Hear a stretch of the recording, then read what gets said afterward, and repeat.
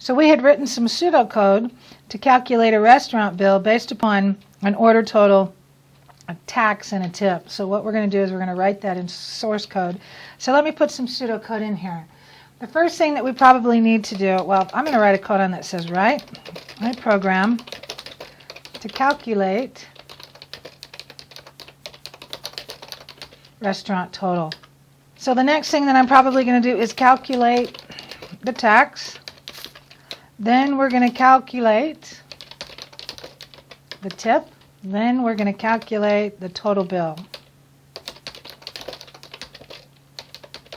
Then the last thing that we're going to do is we're going to display the results. So here's an example of what my pseudocode might look like. Now I said I break it up into small parts, and then I'm going to circle back around and add some more detail. When I'm going to calculate the tip or the tax, what tax rate would you like to use? How about if we use 35% as a tax rate? What tip rate would you like to use? Oh, I think that 20% is a good tip rate. And then the last thing that I want to know when I'm circling back around to add detail is, what do I want my results to look like? What I would really like to say in displaying the result is I would like to say something like, your subtotal is, and then I'm going to make up a number, 257.35. So I'm just going to make up, this is what I would like my print statement to be. That is not an actual number, but I wanted to get a good idea of what I want my print statement to be. Because the next thing that I need to do is decide on the variables that I'm going to need. There's 3 places that I can look to try to find variables that this program might require. The first place is any kind of calculations that I'm doing. The second place is any kind of results that I am displaying. And a third place would be anything that I'm asking the user for. So if I come back in here, I'm going to need some kind of a variable that will hold the subtotal. So I'm going to say subtotal. I'm going to set it to some arbitrary amount. I'll set it to 100 for right now. And then I'm going to calculate the tax. Well, if I have to do a calculation for a tax, I'm probably going to need a variable to store the results in. So I'm going to say tax is equal to subtotal multiplied by 0.35. I'm going to make sure that's not a leading zero because I don't want it to come out as octals. So we'll say tax is equal to subtotal multiplied by 0.35. That is 35%, right? We're going to do the same thing with tip. I'm going to create a variable called tip, and I'm going to set it equal to the subtotal amount multiplied by the tip. And the tip is 20%, which is 0.20. And then I'm going to calculate the total bill, so I'm pretty sure that I'm going to need a variable called total bill. Maybe I'll call it total. That seems to be a descriptive variable name. This is going to be subtotal added to, or tax added to the tip. Now the 3 of those together should equal total. So the next thing that I want to do is to display the subtotal, or excuse me, the order total. I've decided that this is what I want it to say. Your subtotal is 257.35. So the next thing that I need to do is to build this print statement.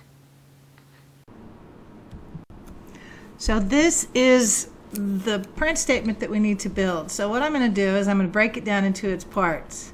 What is this right here? This is actually going to be our variable.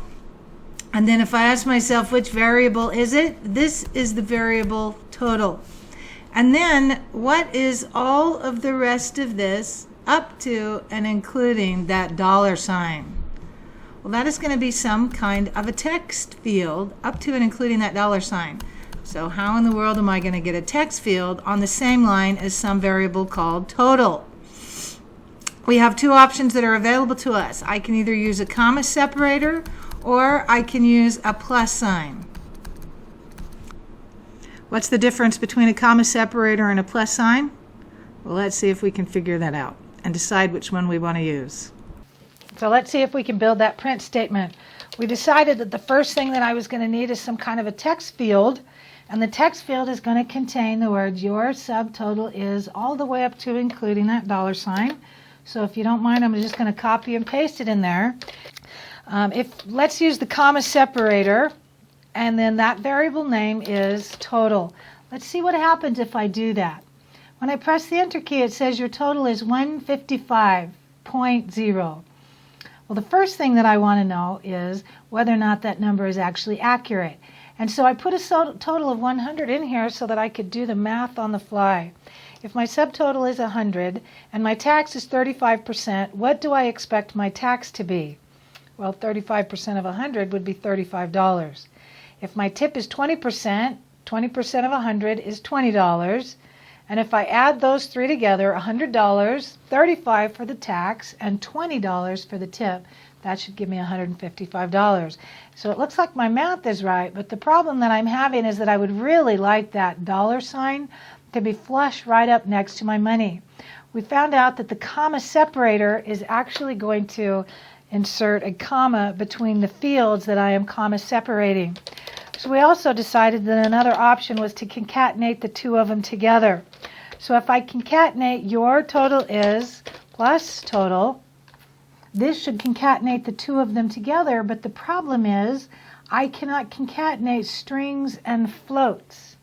And so what I'm going to have to do is turn total into a string, because I can concatenate two strings together. We already learned how I can force total to be a string. All I have to do is use the keyword str, which is the data type that I want it to be. And if you remember, whatever I put inside those parentheses will be, if possible, forced to that data type. What I would really like is total to be between those parentheses, because I can concatenate two strings together. If I force total to be a string and I concatenate it, now I see that my dollar sign is flush right up next to my dollar amount. All right, so let's try this again. If you don't mind, I'm going to copy and paste this into my notepad.